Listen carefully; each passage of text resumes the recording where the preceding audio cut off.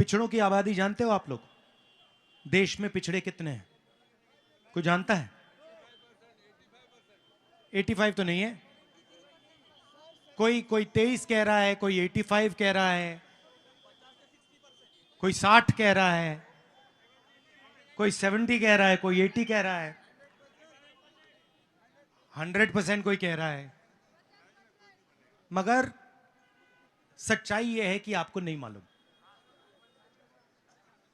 पिछड़े कितने हैं, नहीं मालूम दलित कितने हैं, नहीं मालूम आदिवासी कितने हैं, नहीं मालूम जनरल कास्ट के कितने, नहीं मालूम माइनॉरिटी कितने, नहीं मालूम।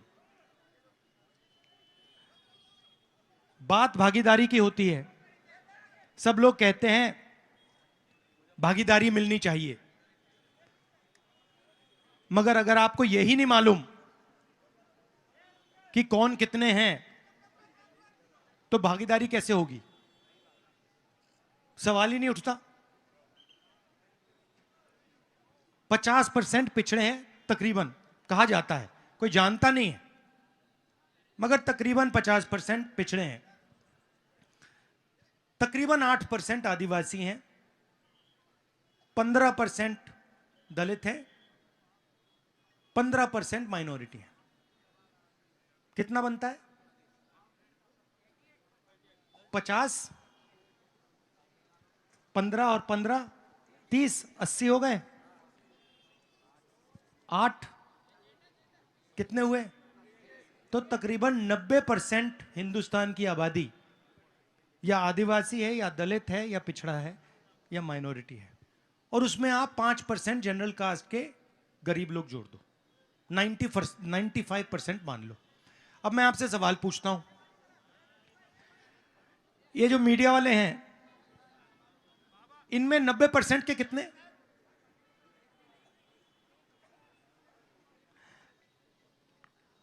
मीडिया के मालिकों की लिस्ट निकालो, मैंने निकाली है। उसमें आपको एक पिछड़ा नहीं मिलेगा, एक दलित नहीं मिलेगा, एक आदिवासी नहीं मिलेगा। 90% का आपको वहां कोई नहीं मिलने वाला।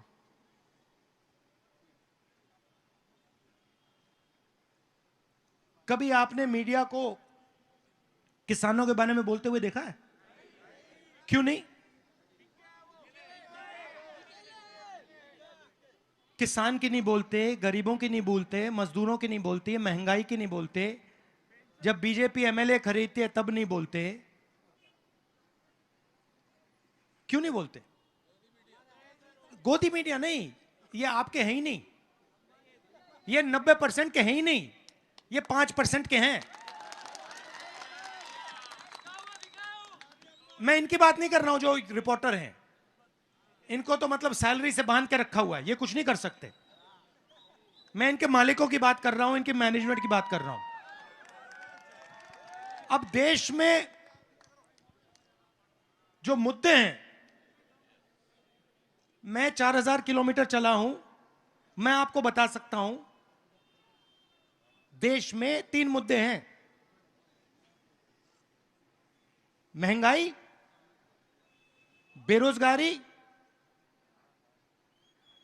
भागीदारी। ये 3 मुद्दे हैं। लाखों लोगों से मैं मिला, सबने यही कहा। किसान कहता है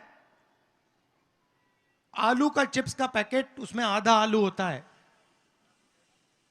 वो 10 रुपए का बिकता है। उस आलू के चिप्स के पैकेट में हमें 10 पैसा मिलता है। युवा कहता है भाई बेरोजगारी है, रोजगार नहीं मिल सकता। हर युवा कहता है लाखों रुपए हमें प्राइवेट कॉलेज यूनिवर्सिटी में देने पड़ते हैं। कभी आपने मीडिया को यह बात बोलते हुए सुना?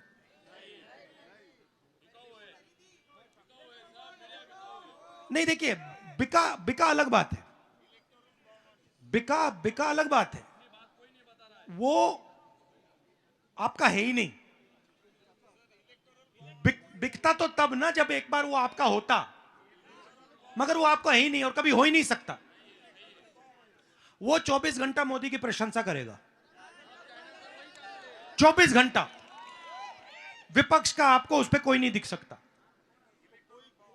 ठीक है, तो आपकी मीडिया में भागीदारी नहीं है। अब मुझे बताइए, हिंदुस्तान की 200 सबसे बड़ी कंपनी, उनके मालिकों की लिस्ट निकालिए, अदानी, अंबानी, उसमें मुझे बता दो उन मालिकों की लिस्ट में पिछड़े, दलित, आदिवासी कितने? 90% में से आपको वहां एक नहीं मिलेगा, एक नहीं मिलेगा। सीनियर मैनेजमेंट की लिस्ट निकालो, उसमें आपको कोई गरीब जनरल कास्ट का नहीं मिलेगा, कोई पिछड़ा नहीं मिलेगा, कोई दलित नहीं मिलेगा, कोई आदिवासी नहीं मिलेगा, कोई माइनॉरिटी नहीं मिलेगा। 3-4 पर अभी कहूंगा आपके इलेक्टोरल बॉन्ड पे 3-4% के लिए पूरा का पूरा सिस्टम चलता है। मीडिया का सिस्टम उनका, कॉर्पोरेट सिस्टम, कंपनियों का सिस्टम उनका, सरकार का सिस्टम भी उनका। नहीं, अभी मुझे बोलने दे भाई बाद में बोल। तो वो भी आ रहा हूं, आपका ही प्रयोग करके ये समझाऊंगा। आप इधर आ जाओ, पहले साइड में आ जाओ। नाम क्या आपका? नाम क्या आपका? संतोष पाटिल। अभी 2 मिनट ठहर जाइए, आप 2 मिनट ठहर जाइए, मैं ईडी आपको समझाऊंगा अभी। तो मीडिया में आपका कोई नहीं, बड़ी बड़ी कंपनियों में आपका कोई नहीं। दिल्ली की सरकार को 90 लोग चलाते हैं। कौन चलाते हैं दिल्ली की सरकार को? आईएएस अफसर चलाते हैं, 90 हैं। वो हिंदुस्तान का पूरा बजट बांटते हैं।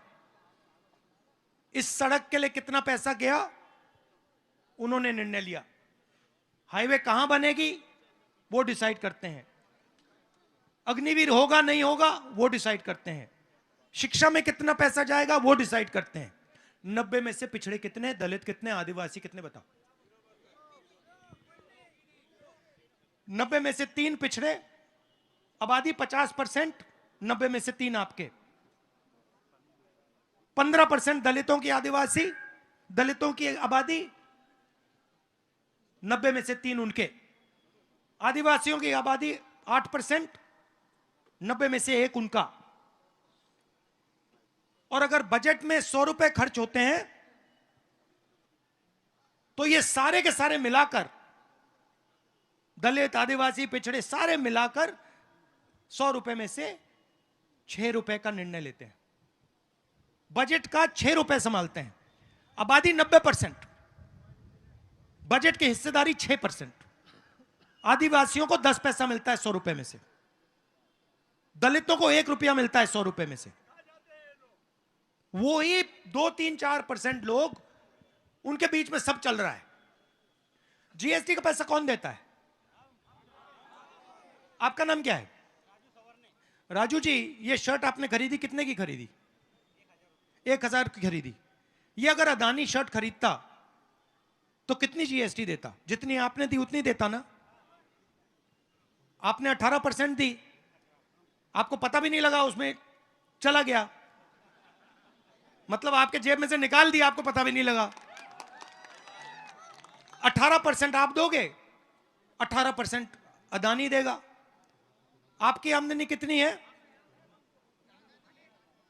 40,000 रुपए, 50,000 रुपए। उसकी कितनी है?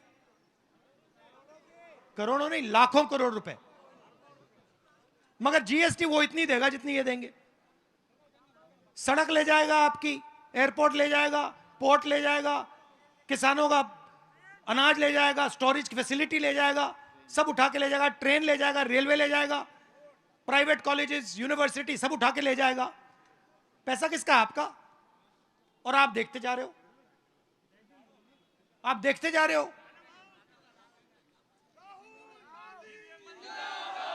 आ जाओ ऊपर, मैं दिखाता हूं आपको। आ जाओ, यहां आ जाओ। अब इन्होंने आ जाओ, जो ऊपर खड़े जाओ। अब देखो, मैं आपको दिखाता हूं हिंदुस्तान की सरकार। हाँ, खड़े हो जाए। क्या पूरा नाम क्या आपका? यहां बैठ जाओ, यहां बैठ जाओ। पूरा नाम क्या आपका? हाँ, संतोष यशवंत पाटिल।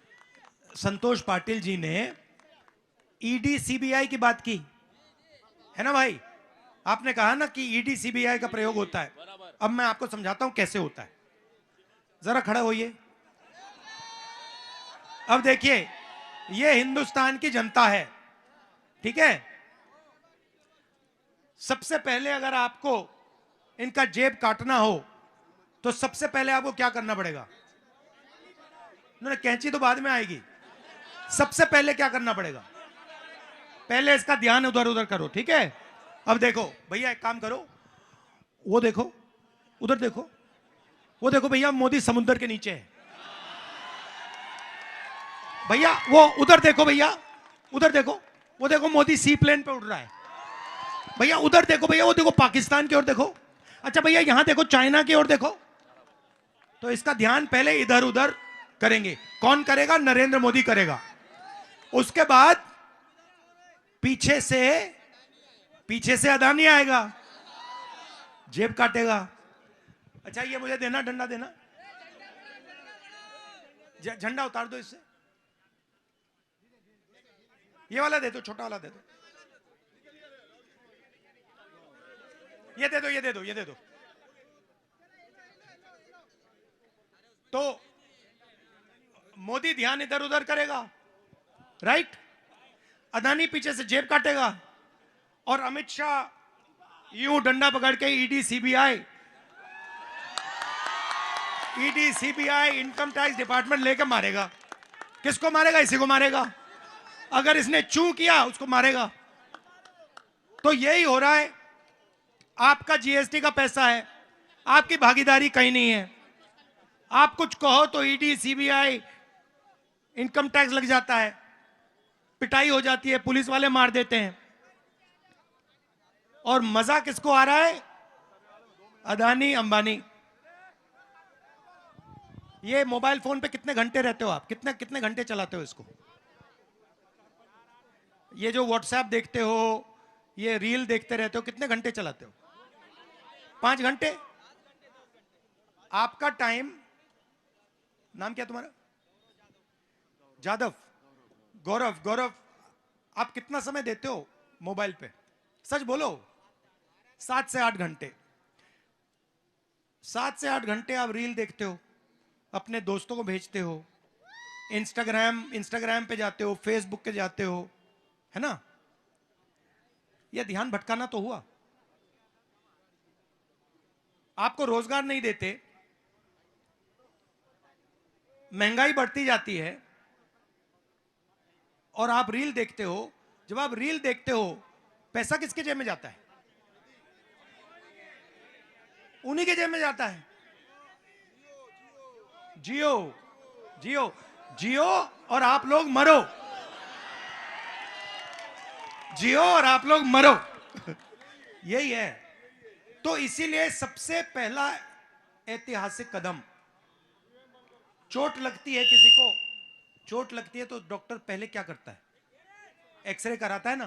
कहता है भैया देखो आपका हाथ टूटा है, इधर आओ एक्सरे कराओ। तो मैं वही कह रहा हूं, ऐतिहासिक क्रांतिकारी कदम, जाति जनगणना देश का एक्सरे। और जाति जनगणना के साथ इकोनॉमिक फाइनेंशियल सर्वे। और पुराना सर्वे जैसा नहीं, मैं करवाऊंगा। और मैं बताता हूं कैसे कराऊंगा। सबसे पहले सबको पता लग जाएगा किसकी गिनती कितनी है। दलितों को पता लग जाएगा, आदिवासियों को, पिछड़ों को, जनरल कास्ट, माइनॉरिटी, सबको पता लग जाएगा। ठीक है। दूसरा कदम, जो हिंदुस्तान को सोने की चिड़िया कहा जाता है, अगला स्टेप होगा ये धन किसके हाथ में है? क्या पिछड़ों के हाथ में है, गरीब जनरल कास्ट के हाथ में है, दलितों के हाथ में है, आदिवासियों के हाथ में है, या 2% लोगों के हाथ में? 2%। उसके बाद हिंदुस्तान की हर संस्था, चाहे वो प्रेस हो, media, election commission, bureaucracy, private अस्पताल, प्राइवेट कॉलेज, प्राइवेट यूनिवर्सिटी, इन सब में पता लगाएंगे भैया इसमें पिछड़े कितने, दलित कितने, आदिवासी कितने, गरीब जनरल कास्ट के कितने। सही बात है। और फिर सवाल यह पूछेंगे कि अगर 16 लाख करोड़ रुपया नरेंद्र मोदी 22-25 लोगों का माफ कर सकता है, तो किसानों का कर्जा क्यों नहीं माफ हो सकता? मतलब पता नहीं, आपको मालूम नहीं मालूम, 22 लोगों के पास उतना ही धन है जितना 70 करोड़ हिंदुस्तानियों के पास है। बात समझ आई? एक तरफ 22 लोगों को खड़ा कर दीजिए, दूसरी तरफ 70 करोड़ लोगों को खड़ा कर दीजिए, सेम धन है। 50% हिंदुस्तान के सबसे गरीब लोगों के पास हिंदुस्तान का पता है कितना धन है? बता दो, मान जाऊंगा। बता दो, 50% आबादी निकालो हिंदुस्तान की, 3%। 50% सबसे गरीब लोगों के पास हिंदुस्तान का 3% धन है, और 22 लोगों के पास 50% से ज्यादा धन है। तो यह मजाक बना रखा है। आप लोग सवाल नहीं पूछते, आप लोग अपना ध्यान इधर उधर करते रहते हो। जैसे अभी ये सेलफोन पे आपने वीडियो लिया, फिर इसको आप फिराओगे, भैया ये लो देखो मैंने वीडियो देखा, वो जाएगा आपके मोबाइल फोन से, जाएगा किसी और के मोबाइल फोन में जाएगा, उसका ध्यान भटकेगा और सीधा पैसा 22 लोगों के पास,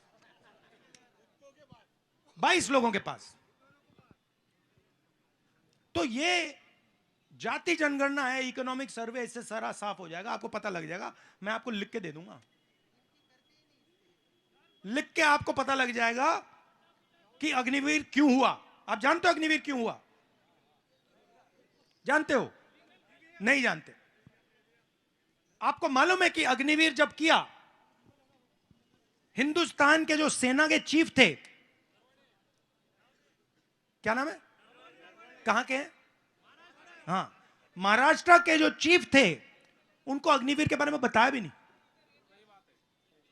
आप बात समझो, महाराष्ट्र का आर्मी चीफ था, हिंदुस्तान की सेना का कमांडर, अग्निवीर मोदी ने कर दिया, आर्मी चीफ को नहीं पता था। अब हिटलर चाहिए क्यों, मैं बताता हूं आपको। पहले एक तरीके का शहीद होता था। अगर हिंदुस्तानी सैनिक शहीद होता था, उसके परिवार को पेंशन मिलती थी,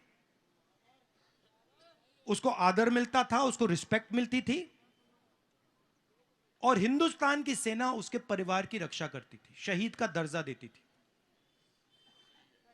अब दो तरीके के शहीद नरेंद्र मोदी ने बना दिए हैं। एक साइड पे वो शहीद जिसको पेंशन मिलेगी, परिवार को पेंशन मिलेगी, उसकी रक्षा होगी, शहीद का दर्जा मिलेगा, लाश के ऊपर हिंदुस्तान का तिरंगा रखा जाएगा, और एक दूसरा शहीद जिसको कोई पेंशन नहीं मिलेगी, कोई रिस्पेक्ट नहीं मिलेगी, और शहीद का दर्जा भी नहीं मिलेगा, वो है अग्निवीर। चाइना के जो सैनिक हैं, उनको 3-4 साल की ट्रेनिंग मिलती है। मॉडर्न हथियार चलाने में कम से कम 2-3 साल लगता है सीखने में। चाइना के सैनिकों को 3-4 साल की ट्रेनिंग मिलेगी। हमारा बेचारा जो अग्निवीर है, उसको 6 महीने की ट्रेनिंग देकर उसके सामने खड़ा कर देंगे। क्या होगा? अगर मैंने आपको मैंने 3 साल की हथियार चलाने की ट्रेनिंग दे दी, 4 साल की हथियार चलाने की ट्रेनिंग दे दी, और इनको 6 महीने की दी, और आपको एक के सामने एक खड़ा कर दिया, तो होगा क्या? अब ये अग्निवीर क्यों लागू हुआ? क्योंकि नरेंद्र मोदी जी चाहते हैं कि जो पेंशन का पैसा है वो सीधा अदानी डिफेंस को जाए, कि अदानी हथियार खरीदे। अदानी क्या करेगा? अदानी पार्टनरशिप करेगा अमेरिका की कंपनी से, इजराइल की कंपनी से, हथियार बनाएगा इजराइल, डिजाइन करेगा इजराइल। अदानी यहां हिंदुस्तान की सेना को बेचेगा। पहले एचएल बेचता था, एचएल बनाता था, बीएचईएल बनाता था, अब अदानी बनाएगा। जवान जाएगा बिना ट्रेनिंग के हथियार के साथ, शहीद होगा, उससे कहेंगे भैया तुझे शहीद का दर्जा नहीं मिलेगा, रिस्पेक्ट नहीं मिलेगी, तू अग्निवीर है। और जो ट्रेनिंग में पैसा जाना था, जो पेंशन में पैसा जाना था, जो सैनिकों की रक्षा में पैसा जाना था, वो सीधा अदानी की जेब में जाएगा। तो आपको ये बातें समझनी चाहिए। संविधान खतरे में नहीं है, संविधान को उड़ा दिया इन्होंने। आप देखो इन्होंने क्या किया। आपने सुना होगा एक उनके एमपी ने कहा कि चुनाव के बाद हम संविधान को खत्म कर देंगे। ये इनकी प्लानिंग चल रही है, ये नहीं चाहते कि दलित, आदिवासी, पिछड़े, गरीब, जनरल कास्ट के लोग, माइनॉरिटी, ये नहीं चाहते कि इनको इस देश में भागीदारी मिले। अग्निवीर होगा, मुझे बताओ, अग्निवीर होगा, 4 लोग जाएंगे ना आर्मी में, 3 को निकालेंगे ना। कौन से 3 निकलेंगे? गरीब जनरल कास्ट का निकलेगा, गरीब पिछड़े। ठहर जाओ। अग्निवीर जो 3 बनेंगे, देखो 4 लोग आर्मी में जाएंगे। ठहर जाओ भैया, बोलने दो ना। 4 लोग आर्मी में जाएंगे। भैया डिस्टर्ब मत कीजिए। 4 लोग जाएंगे आर्मी में, राइट? 3 लोगों को हटा दिया जाएगा। कौन हटेंगे? पिछड़े, दलित, आदिवासी, गरीब, जनरल कास्ट के लोग, माइनॉरिटी, ये हटेंगे।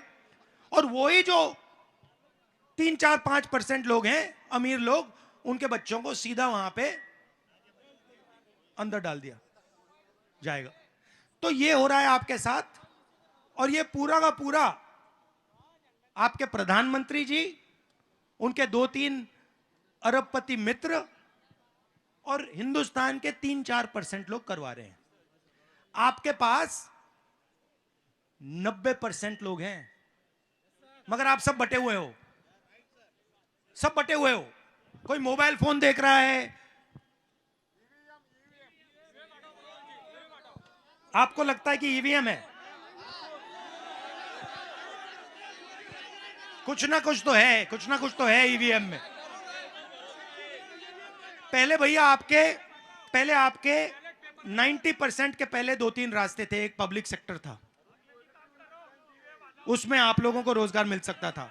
एक सेना थी, उसमें रोजगार मिल सकता था। वो सब खत्म कर दिया है। आपका एक ही रास्ता बचा है, मनरेगा और कॉन्ट्रैक्ट लेबर। यही काम बचा आपका। पूरा प्राइवेटाइजेशन हो रहा है, और ये सारा का सारा ये मीडिया वाले लोग, नरेंद्र मोदी जी और 2-3 अरबपति मिलकर कर रहे हैं। तो ये मैं आपसे कहना चाहता था, इसलिए हमने भारत जोड़ो न्याय यात्रा, न्याय शब्द इसमें जोड़ दिया। आप सबका बहुत बहुत धन्यवाद। जय महाराष्ट्र, नमस्कार। न्याय का हक मिलने तक।